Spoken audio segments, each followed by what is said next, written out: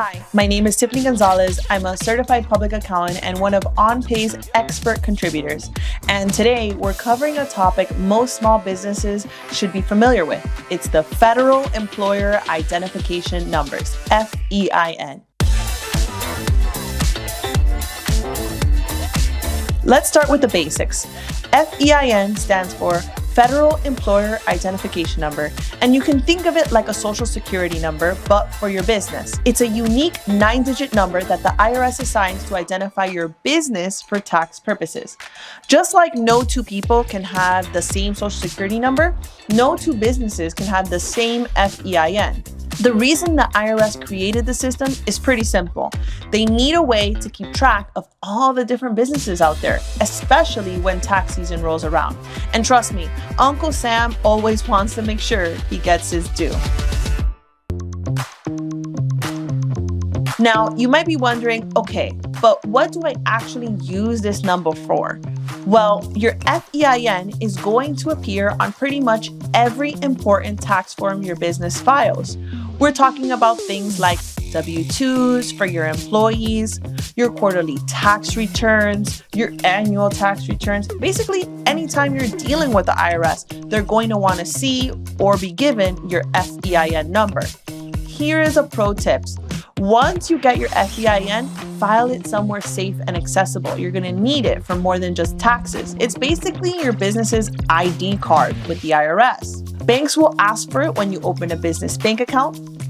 Lenders will want it if you apply for a business loan, and you'll need it for various business licenses. So who needs an FEIN? This is where it gets interesting. Not every business owner needs to have one, but most do. Here's the deal. If you have employees or you're planning to hire employees, you absolutely need one. No exceptions. You also need an FEIN if your business is set up as a corporation or a partnership, if you're required to file certain tax returns, or if you're thinking about applying for a business loan. Now, if you're a sole proprietor without employees, you can actually use your personal social security number instead.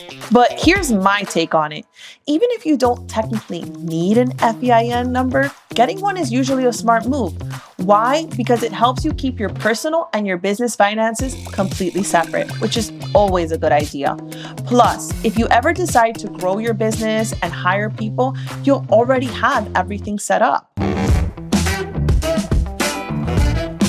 So how do you obtain an FEIN?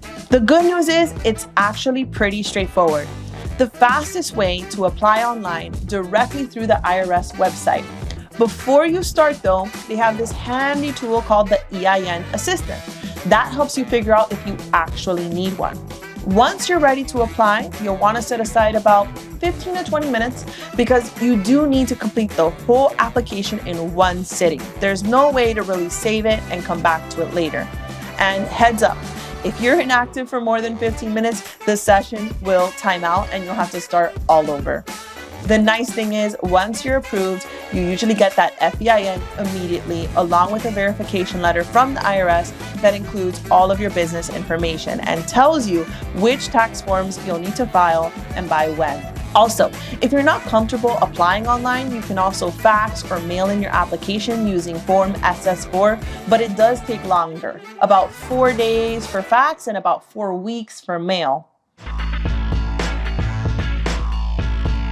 So if you're planning to have employees, then yes, you'll absolutely need to have an FEIN before you can set up payroll. You'll also need an identification number from your states. Most states require both. These numbers are essential because you'll be withholding taxes from your employees' paychecks, and then you need to report that information to the right tax agencies with these identifying numbers. Here's something that surprises a lot of people. Once you have an FEIN, you have it for life. Even if you close your business, that number stays in the IRS's database forever.